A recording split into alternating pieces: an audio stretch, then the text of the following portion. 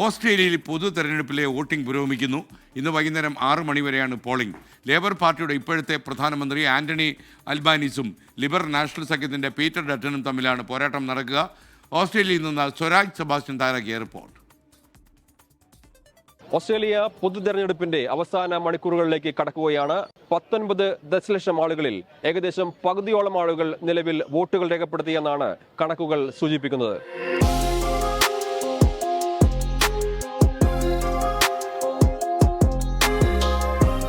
പൊതുതെരഞ്ഞെടുപ്പിന്റെ അവസാന മണിക്കൂറുകളിലേക്ക് കടക്കുകയാണ് ഓസ്ട്രേലിയ. ആഴ്ചകൾ നീണ്ട പ്രചാരണങ്ങൾക്കും ദിവസങ്ങൾക്ക് മുൻപ് ആരംഭിച്ച മുൻകൂർ വോട്ടിംഗിനും ശേഷം വിധി നിർണയത്തിന് മുൻപുള്ള പോളിംഗ് ദിനത്തിലേക്ക്.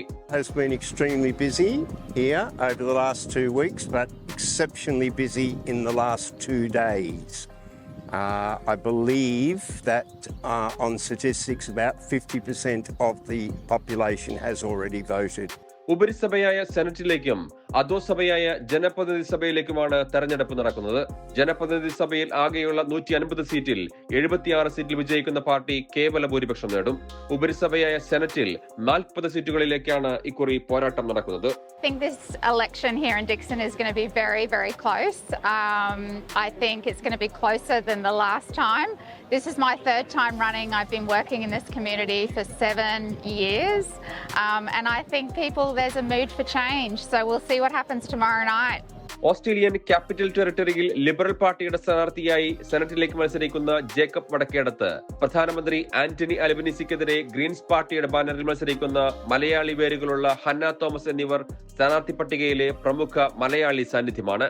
പോളിംഗ് അവസാന ലാപ്പിലേക്ക് കടക്കുമ്പോൾ തലസ്ഥാന നഗരിയായ കാൻബറയിൽ ആര് വാഴും ആര് വീഴുമെന്നറിയാനുള്ള ആകാംക്ഷയിലാണ് മലയാളികളടക്കമുള്ള ഓസ്ട്രേലിയൻ ജനത.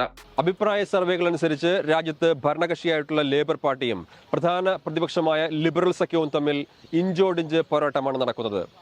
എന്തായാലും കൃത്യമായ ഒരു ചിത്രം ലഭിക്കാൻ മെയ് 4 വരെ കാത്തിരുന്നേ മതിയാവൂ. ഓസ്ട്രേലിയയിൽ നിന്നും സ്വരാജ് സെബാസ്റ്റ്യൻ, 24.